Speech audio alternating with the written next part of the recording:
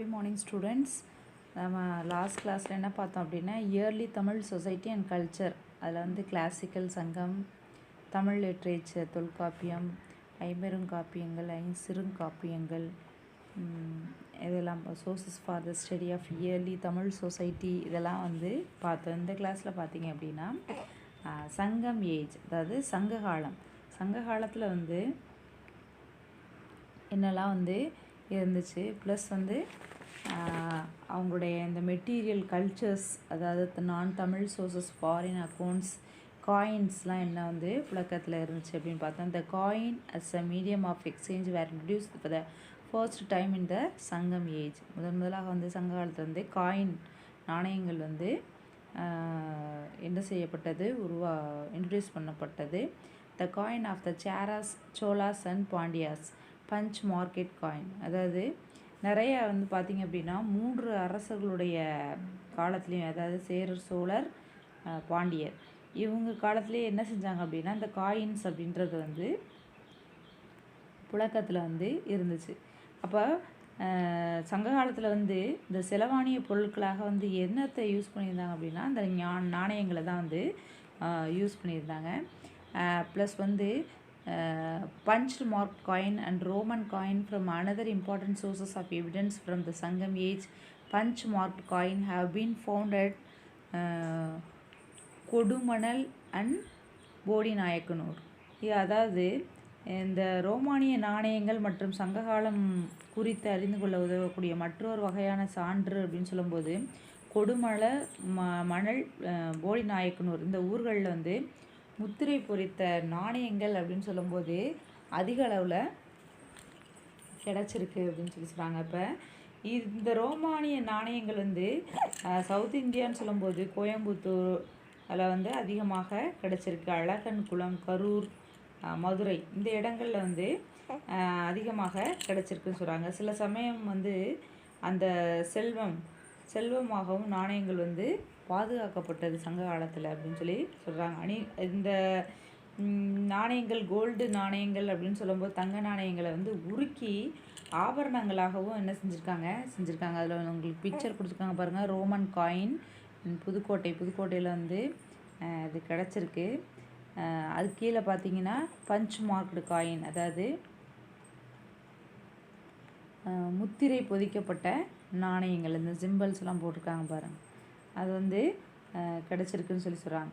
அப்போ அர்த்த சாஸ்திரம் அப்படின்னு சொல்லும்போது தமிழ் அல்லாத பிறமொழி சான்றுகள், வெளிநாட்டினுடைய குறிப்பு அப்படின்னு சொல்லும்போது அர்த்த சாஸ்திரம் அப்படின்னு சொல்லும்போது the classic work on economy and statecraft authored by Kautilya during the Mauryan period refers to the Pandya Kavataka அப்படின்னு சொல்கிறாங்க. அப்போ it may mean the pearl and shell from the Pandyans country அப்படின்னு சொல்கிறாங்க. அப்போ அர்த்த சாஸ்திரம் அப்படின்னு சொல்லும்போது மௌரியருடைய ஆட்சி காலத்தில் வாழ்ந்த கௌடில்யர், அவர் வந்து சாணக்கியரும் அவர் தான் இயற்றிய அர்த்த சாஸ்திரம் அப்படின்ற நூல் வந்து பொருளாதாரம், ஆட்சி முறை குறித்து எடுத்துரைக்கிறது. பாண்டிய நாட்டில் கிடைத்த முத்துக்கள், பொருட்கள் இதெல்லாம் வந்து குறிப்பிடப்படுது அப்படின்னு சொல்கிறாங்க. நெக்ஸ்ட் பார்த்தீங்க அப்படின்னா இந்த சங்கம் ஏஜ்.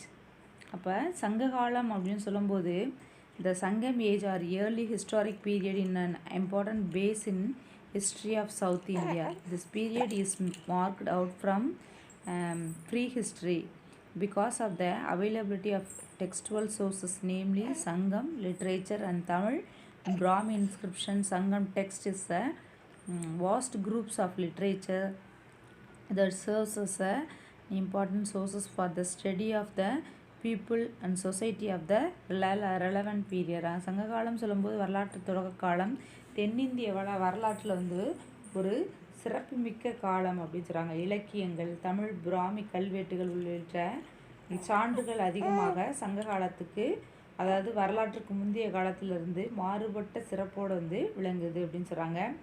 அதில் மக்களுடைய வாழ்க்கை முறை, அவங்களுடைய சமூக அமைப்பு இதெல்லாம் குறித்து வந்து நிறையா அறிய உதவுவதற்கு நிறைய சான்றுகள் அப்படின்றது வந்து அங்கே கிடச்சிருக்கு அப்படின்னு சொல்கிறாங்க. அப்போ நெக்ஸ்ட் பார்த்தோம் அப்படின்னா அந்த க்ரொனாலஜி மீன்ஸ் வந்து காலமுறை. அப்போ there is a considerable debate among the scholars about the age of chronology of Sangam society. The Sangam texts are generally dated to between 3rd century BCE and the 3rd time AD. The reference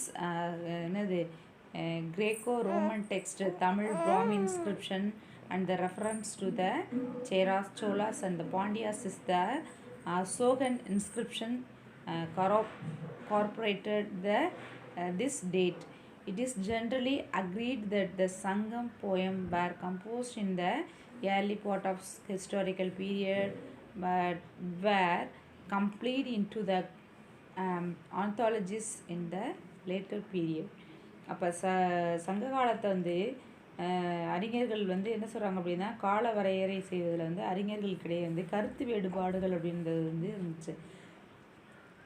சங்ககால இலக்கியம் அப்படின்னு சொல்லும்போது கிமு 1ஆம் நூற்றாண்டிலிருந்து அந்த 3ஆம் நூற்றாண்டிற்கு இடைப்பட்ட காலத்தை சேர்ந்தவையாக வந்து என்ன சொல்கிறாங்க, சில அறிஞர்கள் வந்து அவங்களுடைய கருத்துக்களின் அடிப்படையில் வந்து தீர்மானிக்கப்பட்டது. அசோகருடைய கல்வெட்டில் வந்து காணப்படக்கூடிய சேர சோழ பாண்டிய மன்னர்கள் குறித்த தகவல்கள் அப்படின்னு சொல்லும்போது தமிழ் பிராமி எழுத்துக்கள்லேயும் அந்த கல்வெட்டுகள் அப்படின்னு சொல்லும்போது அதில் இயற்றப்பட்டவை அப்படின்னு சொல்கிறாங்க. அப்போ தொகை நூல்களாக வந்து கிடைக்குது அப்படின்னு சொல்கிறாங்க. அப்போ அசோகருடைய கல்வெட்டு அப்படின்னு சொல்லும்போது அவர் பயன்படுத்திய வரி வடிவத்திற்கு வந்து அசோகன் பிராமி அப்படின்னு சொல்லிட்டு பேர் வச்சுருக்காங்க அப்படின்னு சொல்லி சொல்கிறாங்க. நெக்ஸ்ட் பார்த்திங்கன்னா இந்த திணை தமிழில் வந்து செய்யுளில் வந்து படிச்சிங்கன்னா தெரியும், இலக்கணத்தில் the concept of திணை is presented in the Tamil grammar work of Tolkappiyam, and this concept is essential to understand the classical Tamil poem. Tamil போயத்துலேயும் சரி தமிழின் தொன்மையான இலக்கண நூலான தொல்காப்பியத்தில் வந்து திணை என்ற கருத்து வந்து சொல்லப்பட்டிருக்கு. அப்போ அந்த திணைன்னு சொல்லும்போது இயற்கை நில அமைப்பு அதனுடைய வாழ்வியல் முறைமைகளை வந்து குறிக்கக்கூடியதாக இருக்குதுன்னு சொல்லி சொல்கிறாங்க. The themes of poem are broadly defined ஆக்கம் இன்டீரியர் அண்ட் புறம், அதாவது அகம் புறம். Agathiyar refers to various situations to love and family life, while புறத்திணை is concerned with all other aspects of life and deals particularly with war and heroism அப்படின்னு சொல்கிறாங்க. அப்போ சங்க காலத்தில் பார்த்தீங்க அப்படின்னா இந்த அகத்திணை பாடல்கள் புறத்திணை பாடல்கள் ரெண்டு பிரிவுகளாக பிரிக்கலாம். அகத்திணை என்பது காதல் வாழ்க்கையும் குடும்ப வாழ்க்கையும் குறிப்பதாகும். அந்த புறத்திணை அப்படின்னு சொல்கிறது அம்சங்கள், அதாவது என்னென்னா போர் வீரம் இதை பற்றி வந்து புறத்திணை அப்படின்றது வந்து பேசப்படுது. அப்போ அதில் பார்த்திங்கன்னா ஐந்திணை, த 5 திணை ஆர் லேண்ட்ஸ்கேப். ஐந்திணைகள் அப்படின்னு சொல்லும்போது 5 வகை நிலங்களை பற்றி குறிப்பதாக இருக்குது அப்படின்னு சொல்கிறாங்க. இது தமிழில் படிச்சிருக்கீங்க. என்னது? குறிஞ்சி, முல்லை, மருதம், Neithal, Palai. Kurinji refers the hill and mountains region அப்படின்னு சொல்கிறாங்க. அப்போ என்னது? மலையும் மலை சார்ந்த பகுதியும் குறிஞ்சி. முல்லை ரெஃபர்ஸ் டு ஃபாரஸ்ட், அதாவது காடும் காடு சார்ந்த பகுதியும். மருதம் த ஃபெர்டைல், அதாவது வயலும் வயல் சார்ந்த இடம். நெய்தல் கோஸ்டல் ரீஜியன், அதாவது கடல் சார்ந்த பகுதிகள் அப்படின்னு சொல்கிறாங்க நெய்தல்.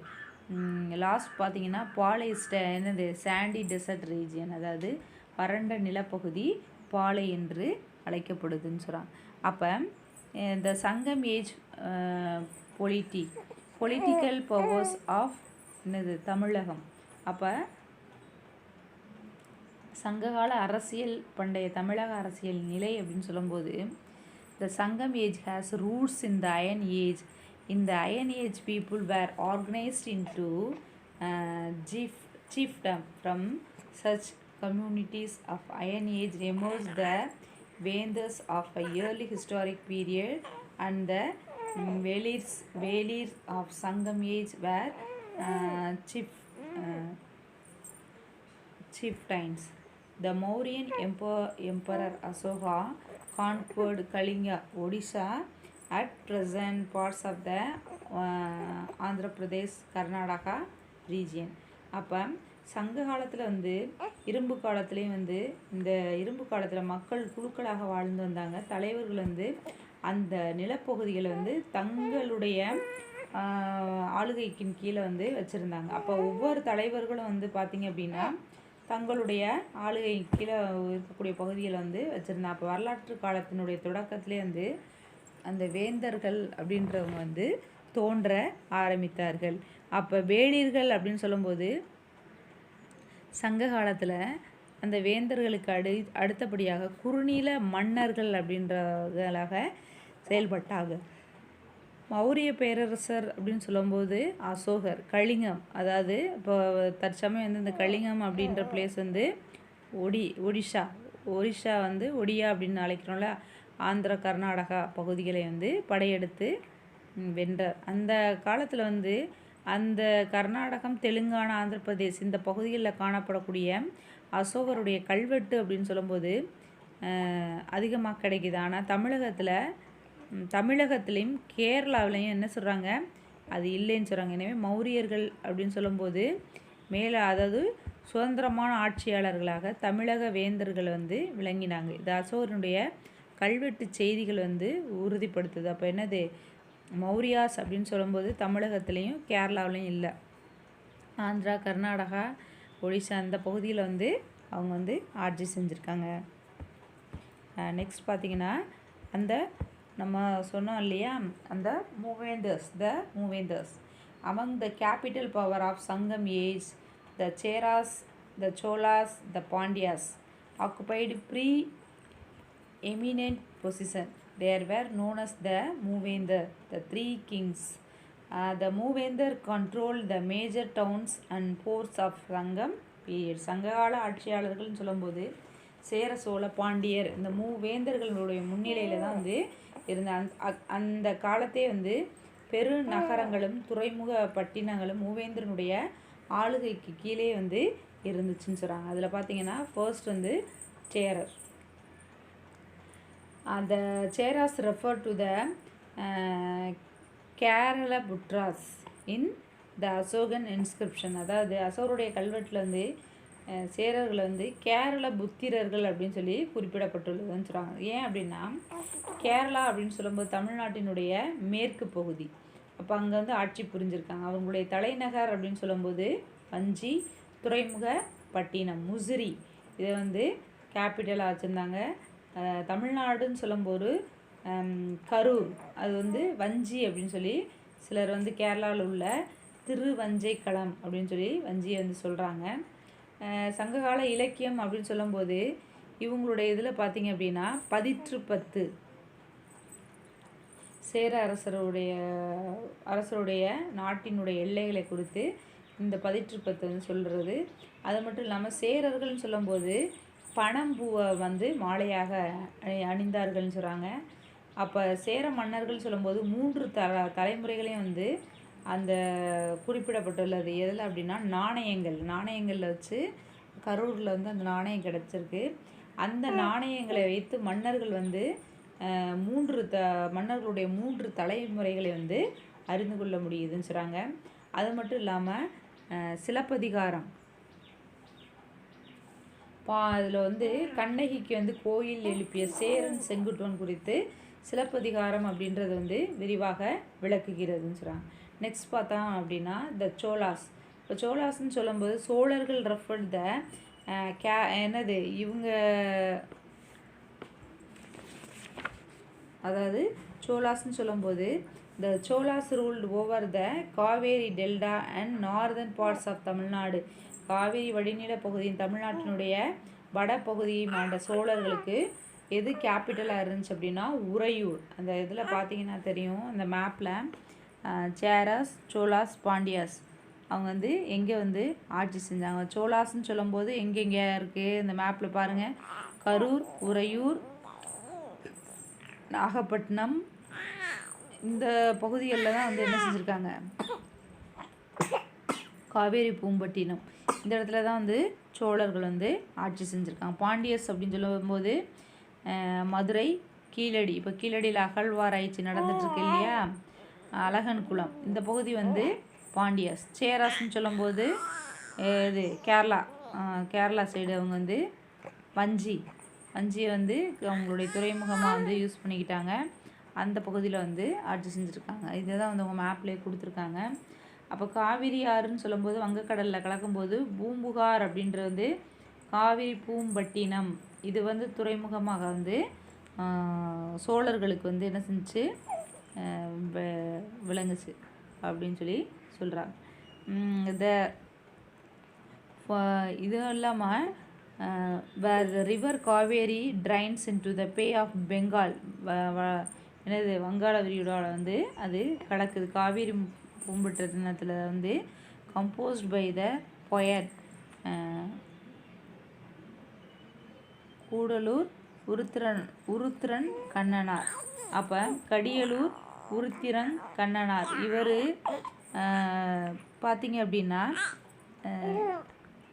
Silappatikaram describes the trading activities as Kaveri Poompattinam. இந்த சிலப்பதிகாரம் அப்படின்னு சொல்லும்போது சங்ககால புலவர்கள் வந்து இந்த காவிரி பூம்பட்டினத்தில் இந்த வணிகத்தை பற்றி சிலப்பதிகாரம் நூல் வந்து குறிப்பிடுதுன்னு சொல்கிறாங்க. சோழ மன்னர்களுடைய சலை சிறந்தவராக போற்றப்படுபவர் யார், இந்த கரிகால சோழன்.